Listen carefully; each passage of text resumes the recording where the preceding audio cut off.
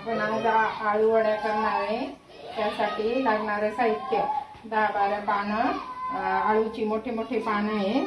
त्यासाठी लागणारे साहित्य जिरं, अर्धा चमचा जिरं, पाव चमचा हिंग, अर्धा चमचा हळद, 12-13 लसणाच्या पाकळ्या, 10-12 हिरव्या मिरच्या, 4 थोडे छोटे तुकडे आलं आणि मीठ, चवेपुरतं मीठ। आणि ह्या वाटीने 3 वाट्या बेसन घेतले, बेसन पीठ। आता आपण हे मिक्सर मध्ये घालून बारीक करून घेऊ।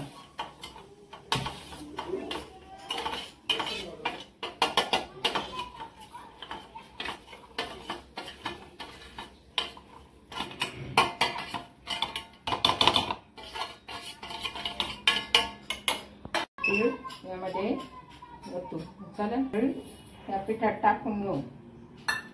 पण वाटलेलं पिठामध्ये टाकायचं। आता आपल्याला लागेल तसं आपण पाणी घालून, बघा आपल्याला असं पीठ पाहिजे, पातळ पण नको, असं ते पानांना बरोबर चिकटतं लागतं। आपण गॅस चालू करू, पाणी गरम करायला ठेवू। पाण्याला चांगली उकळी आली का आपण त्यावर अशी चाळण ठेवायची, तेल लावून। चाळणीला अगोदर तेल लावून घ्यायचं आणि मग पाण्याला उकळी आली का चाळण ठेवून त्यामध्ये वड्या पान ठेवायचं। असं सगळ्या पानाला बेसन लावून घ्यायचं।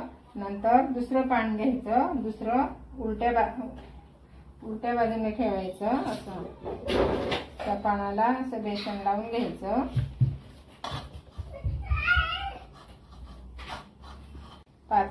असे 5 पान लावले चालायचं त्या बाजूने, त्याला पण बेसन लावून घ्यायचं।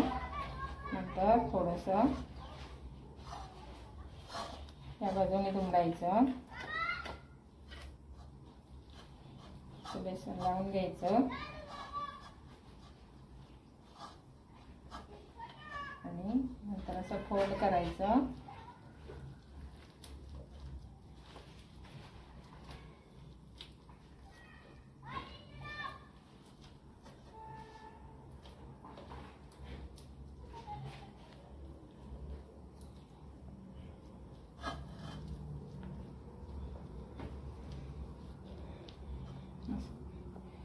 चाळणीमध्ये असं ठेवून द्यायचं। आता असं हे बघा, अशा प्रकारे 3 वळकुट्या करून चाळणीत ठेवल्या आहे। हे बघा पाण्याला उकळी आली। आता आपण त्यामध्ये चाळण ठेवू, गॅस मध्यम करू आणि त्यावर झाकण ठेवू। वाफ नाही जाईल अशी झाकण ठेवायची।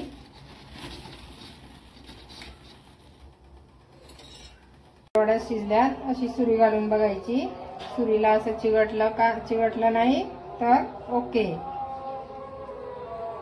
वड्या कापून घ्यायच्या आणि मध्यम गॅसवर अशा तळायच्या। 3-3, 4-4 वड्या तळायच्या। सगळं हे वड्यांमधलं काढायचं।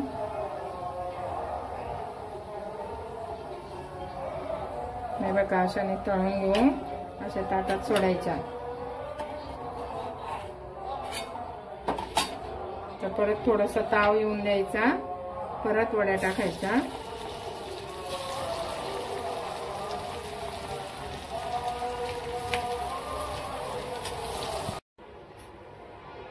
अशा मी ह्या पद्धतीने वड्या केल्या, तशा तुम्ही करून बघा, खूप टेस्टी होतात।